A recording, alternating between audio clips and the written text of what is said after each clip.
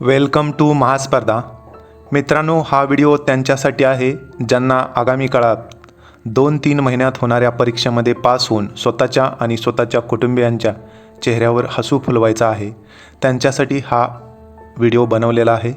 इतरांनी हा video skip केला तरी चालेल, कारण आजचा काळच तसा आहे की इतिहासातील सर्वाधिक खडतर अशा गोष्टींना आपण सामोरं जातो आहे. सर्वजण गेल्या एप्रिल 2020 पासून परीक्षांच्या तारखा कधी येत आहेत आणि प्रत्यक्षात परीक्षा कधी होत आहेत याचीच वाट बघत आलो आहे. कारण सर्वांच्याच मुळावर उठलेला कोरोना काहीच सुचू देत नाही. असं काही सुरू झालं की लगेच ब्रेक लागतो आहे आणि पुन्हा तो ठरलेले शब्द लॉकडाऊन, कडक निर्बंध, नंतर काही शिथिलता. परंतु आपल्याला स्पर्धा परीक्षा अभ्यास करणाऱ्या विद्यार्थ्यांना या कडक निर्बंधांना सामोरे जावं लागते. सर्वजण घरी आहेत आणि घरी राहून अभ्यास करण्याची लिंक सर्वांनाच जुळेल असं नाही, कारण अभ्यासिकेत सवय लागलेली ती आता घरी कायम राहत नाही. घरचं काम, शेजापाजाऱ्यांचे येणं जाणं, आपण शेतकरी असल्यानंतर शेतातील कामं किंवा इतर घरची कामं, कोंबड्या, कुत्री, शेळ्या, मांजरं यांचा आवाज, त्यात आपला अभ्यास 100% होईल असं नाही. त्यामुळे आपल्याला अभ्यासिका ह्या खुल्या झाल्या पाहिजेत अशी सर्वांचीच अपेक्षा असते. परंतु शासनाचं काही निर्बंध असतात, त्याला फॉलोसुद्धा करायला लागतं. मग अशा खडतर परिस्थितीत येणाऱ्या काळात होणाऱ्या परीक्षांना आपण सामोरं कसं जायचं? मग त्यासाठी आपली सर्वांची चलबिचल होते. नवीन कोणतरी भेटत असतं, ते आपल्याला काहीही सांगतात. मग आपण त्यांचं ऐकायचं का? शिवाय आत्ता सध्या MPSCची कंबाईन पूर्वपरीक्षा आहे, त्याचबरोबर पोलीस भरती होणार आहे. जिल्हा परिषद आरोग्य विभागानं तारखा डिक्लेअर केलेल्या आहेत किंवा इतर स्पर्धा परीक्षांच्या तारखा आगामी काळात डिक्लेअर होतीलच. त्याचबरोबर सेंट्रल परीक्षा असतील, NTPC असेल किंवा ग्रुप Dची रेल्वेची RRBची परीक्षा असेल, तर अशा परीक्षांच्या तारखा अलीकडल्या काळात जाहीर होणार आहेत. मग नेमका परीक्षांचा अभ्यास, कोणत्या परीक्षेचा अभ्यास करायचा, ह्या सर्व प्रश्नांचं तुमच्या मनामध्ये काहूर उठत असेल तर या सर्व प्रश्नांचा इथं आपण आढावा घेणार आहे. कारण तुम्हाला या पडत्या काळात थोडंसं स्वतःला पॉझिटिव्ह ठेवणं खूप महत्त्वाचं आहे. कारण ही संधी शेवटची आहे असं समजून तुम्हाला अभ्यास करावा लागणार आहे. कारण गेल्या 2 वर्षापासून कोणतीही परीक्षा झालेली नाही. एक राज्यसेवा परीक्षा झाली, तिलासुद्धा अथक प्रयत्न करून ती परीक्षा झालेली आहे. आणि कंबाईन पूर्वपरीक्षा होणार तितक्यात कोरोनाची दुसरी लाट येऊन ठेपली आणि पुन्हा सगळ्यांना आपल्या घरी परतावं लागलं. काहीजण शहरात राहून आर्थिक भार सांभाळत आहेत. घरच्यावर सामाजिक दबाव आहे, त्याचबरोबर अभ्यास करणाऱ्यावर सुद्धा सामाजिक दबाव आहे. प्रत्येकाची टोमणी खावी लागतात. तर अशा काळात नेमकं काय केलं पाहिजे, त्या दृष्टीनं मी आपल्याशी काही माझ्या अनुभवाच्या टिप्स सांगणार आहे. तर आता आगामी काळात कंबाईन पूर्वपरीक्षा आहे, पोलीस भरती आहे, आरोग्य झडपी परीक्षा आहे. तर एक गोष्ट लक्षात घ्या, तुम्हाला कोणीही काहीही सांगू द्या, नेमकं काय करायचं हे समजत नसतं. त्यावेळेस आपण कोणीही काहीही सांगतं त्यावेळेस त्यांचं ऐकतो, कारण ते कोणीतरी सक्सेस झालेले असतात किंवा त्यांचा अनुभव हा दांडगा असतो या क्षेत्रातला, म्हणून आपण त्यांचं ऐकतो. किंवा अजून एक अशी परिस्थिती आपल्यासमोर असती की काही करून मला नोकरीला लागायचं आहे, पण मग त्यासाठीच आपण काय करतो, येणाऱ्या सर्व परीक्षांचा अभ्यास सामूहिकरित्या करत असतो. म्हणजे कंबाईन पूर्वचा अभ्यास करणार, त्याचबरोबर झडपीची आरोग्य विभागाची भरती आहे त्यासाठी सुद्धा अभ्यास करत राहणार. मग काही नाही झालं तर पोलीस भरती फॉर्म भरला होता त्याच्यासाठी तरी ट्राय करू, असं आपण सगळ्यांची सरमिसळ करत असतो. त्यामुळं आपलं एका अभ्यासावर कॉन्सन्ट्रेट होत नाही. मग एक ना धड भाराभर चिंध्या अशी परिस्थिती होते. त्यामुळे तुम्ही आगामी काळात होणाऱ्या परीक्षांसाठी एकच ठरवायचं आहे की मी कोणत्या परीक्षेसाठी ट्राय करू, आणि जी परीक्षा तुम्ही निवडाल त्यासाठी तुम्ही 100% डेडिकेशननं अभ्यास करायचा आहे. तुम्हाला नक्की यश मिळेल.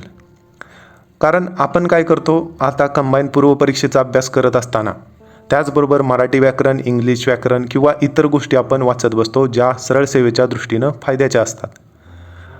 मग आरोग्य विभागाची भरती होऊन जाते. भरती झाल्यानंतर लगेच जर कंबाईन पूर्वपरीक्षा असेल तर आपण आरोग्य विभाग भरतीसाठी दिलेला वेळ कंबाईन पूर्वपरीक्षेसाठी फायद्याचा नसणार आहे. म्हणजे तुम्ही मराठी इंग्लिश वाचण्यात घालवलेला वेळ कंबाईनसाठी तुमच्या तोट्याचा राहणार आहे, कारण पूर्व परीक्षेला मराठी इंग्लिश नसणार आहे. मग तुमचा आरोग्य विभाग परीक्षेत परफॉर्मन्स चांगला झाला नसेल तर तुम्हाला कंबाईन पूर्व परीक्षेसाठी घातक ठरतं, कारण तुमचा वेळ वाया गेलेला असतो, तुमची रिव्हिजन झालेली नसते. मग अशामुळं आपण कोणत्या तरी एका परीक्षेवर कॉन्सन्ट्रेट करणं खूप महत्त्वाचं आहे. म्हणजे 2 ट्रॅकवर चालून उपयोग राहणार नाही, तुम्हाला एकाच कोणत्या तरी ट्रॅकवर राहावं लागणार आहे. कारण बरेच जण पॅरलली अभ्यास करत राहतात पण त्यांना यश मिळत नाही. बऱ्याच जणांच्या सक्सेस स्टोरी तुम्ही ऐकत असाल की त्यानं प्रत्येक वर्षी सर्व पूर्व मुख्य परीक्षा दिल्या परंतु कोणत्याही परीक्षेत यश मिळालं नाही. मग शेवटी कंटाळून त्यांनी कोणत्या तरी एकाच परीक्षेवर फोकस केलं आणि त्यात ते यशस्वी झाले. अशा पद्धतीनं तुम्ही कोणाचंही काहीही न ऐकता किंवा आगामी काळात खूप परीक्षा आहेत म्हणून कोणत्या तरी सर्वच परीक्षेवर टार्गेट करणं हे चुकीचं आहे. कोणत्या तरी एकाच परीक्षेवर टार्गेट करा, नक्कीच तुम्हाला यश मिळेल. त्याचबरोबर दुसरी एक गोष्ट खूप महत्त्वाची आहे, कारण आता 2020 आणि 19मध्ये फॉर्म भरून झालेले आहेत. कंबाईन असेल, पोलीस भरती असेल, जिल्हा परिषद, आरोग्य विभाग असेल, या सर्व परीक्षांचे फॉर्म भरून झालेले आहेत. म्हणजे आता येणाऱ्या काळात तुमच्या परीक्षा होणार हे निश्चित आहे. परंतु आता नवीनच RRB रिजनल रुरल बँकेच्या काही जागा आलेल्या आहेत किंवा IBPS असेल, SBI असेल, अशा वेगवेगळ्या जागा येत असतात. त्यावेळेस तुम्ही त्या जागांची संख्या पाहता लगेच फॉर्म भरायला सुरुवात करता. परंतु त्या परीक्षांची अभ्यास पद्धती वेगळी आहे, त्याचा सिलेबस वेगळा आहे, तुम्ही अभ्यास करत असलेला वेगळा आहे.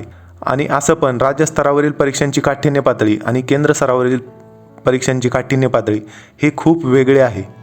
तुम्ही पहा, राज्यस्तरावरील परीक्षांचा गणित बुद्धिमत्ता हा सेक्शन घेऊन बघा आणि केंद्र स्तरावरील परीक्षांचा गणित बुद्धिमत्ता हा सेक्शन घेऊन बघा. क्वांटी रिजनिंगमध्ये तुम्हाला रेल्वेच्या खूप प्रॉब्लेम येत असतात आणि तिथं आपण कमी पडतो. तुमचा वेळ वाया जातो, शिवाय पैसा वाया जातो. आणि कोणाला तरी तुम्ही सांगितलेलं असतं मी या परीक्षेचा फॉर्म भरला आहे, अभ्यास करतो आहे, मग तो निकाल लागल्यानंतर त्यांना लगेच कळतं की या परीक्षेचा निकाल लागला आहे. मग ते तुम्हाला विचारतात या परीक्षेचं काय झालं, त्यावेळेस तुमच्याकडे उत्तर नसतं. त्यासाठी दिसेल त्या परीक्षेचा फॉर्म भरणं हे अजिबात करू नका. एकच केंद्र सरकारच्या सेवेत जायचं आहे की राज्य सरकारच्या सेवेत जायचं आहे हे आधी ठरवा. कारण बहुतांशी परीक्षांचा पॅटर्न हा वेगळा असतो. रेल्वे, बँकिंग असेल, या गोष्टीसाठी तुमच्याकडे स्पीड आणि ॲक्युरसी खूप महत्त्वाची लागते, कारण सातत्य लागतं. गणित बुद्धिमत्ता खूप जड जातं. मग त्यासाठी तुम्ही योग्य पर्याय निवडून राज्यस्तरावरील परीक्षांना टॅकल करत चला किंवा केंद्र सरकारच्या परीक्षांना टॅकल करत जावा. तुमची तिथं चॉईस आहे. तुम्ही दोन्ही फॉर्म भरत असाल तर ती मोठी घोडचूक होईल, कारण त्यामध्ये खूप चांगला परफॉर्मन्स तुम्हाला देता येणार नाही. कारण तुम्ही मराठीमधून सर्व पुस्तकं वाचत राहता, मराठी, इंग्लिश व्याकरण किंवा इतिहास, भूगोल असेल, आणि केंद्र सरकारच्या केंद्रीय पातळीवरील परीक्षांचं पॅटर्न वेगळा असतो, तिथं तुम्हाला वेगळ्याच पद्धतीनं प्रश्न येतात, त्यावेळेस तुमची अडचण होते. शिवाय दुसरी गोष्ट, आता आगामी काळात होणाऱ्या परीक्षा असतील तर 2-3 महिन्याचा काळ समजून काही त्यातील विषय असतील तुमचे की पॉलिटी असेल किंवा भूगोल असेल, इकॉनॉमिक्स असेल, या परीक्षांचा अभ्यास करताना काय करावे लागेल, तर मग रेफरन्स बुक वाचून किती दिवस लागणार. आता तुम्ही 2-3 वर्षापासून जर अभ्यास करत असाल किंवा जास्त वर्षापासून अभ्यास करत असाल तर आता रेफरन्स बुक थांबवा आणि जास्तीत जास्त प्रिवियस इयर क्वेश्चन रेफर करा. समजा पॉलिटीचा हा सेक्शन घेतला तर तुम्हाला 2011-12 पासूनच्या 2019 पर्यंतच्या परीक्षांच्या प्रश्नपत्रिका घ्यायच्या आहेत. प्रत्येक परीक्षेत 10 प्रश्न पॉलिटीचे म्हणलं तरी साधारण 20 प्रश्नपत्रिका असतील पूर्वच्या, तर असे 200 प्रश्न होतील. PSI, STI, ASO, राज्यसेवेचे असे मेन्सचे पेपर घेतले तर त्यातील मिळून असे साधारण 400-500 प्रश्न किंवा त्याहूनही जास्त इंजिनिअरिंग सर्व्हिस असेल किंवा इतर परीक्षा असतील त्यांचे प्रश्न घेतले तर पॉलिटीचे खूप सारे प्रश्न होतात. आणि प्रत्येक सेक्शन वाईज तुम्ही जर प्रश्न पाहिले आणि ते सर्व प्रश्न तुम्ही सोडवून पाहिले तर तुमचा ते प्रश्न सोडवल्यानंतर तो एक स्पेसिफिक टॉपिक पूर्ण क्लिअर होत असतो, कारण प्रत्येक प्रश्न हा वेगळ्या पद्धतीनं विचारला जातो आणि ते वेगळे प्रश्न तुम्ही सोडवून पाहिल्यानंतर तुमचा त्या घटकावरील सर्व कन्फ्युजन दूर होतं.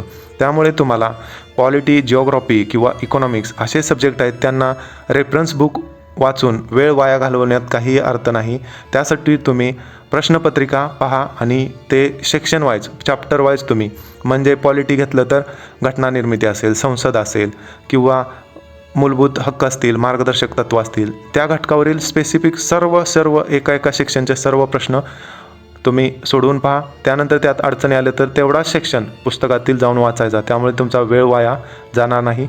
अशा पद्धतीनं आगामी काळात येणाऱ्या परीक्षांसाठी तुम्ही कोणत्याही एका परीक्षेवर फोकस करा, कोणाचंही ऐकू नका, तरच तुम्हाला यश मिळणार आहे. कोणतीही परीक्षेची ॲडव्हर्टाईज आली तर फॉर्म भरण्यात पैसा आणि वेळ वाया घालवू नका.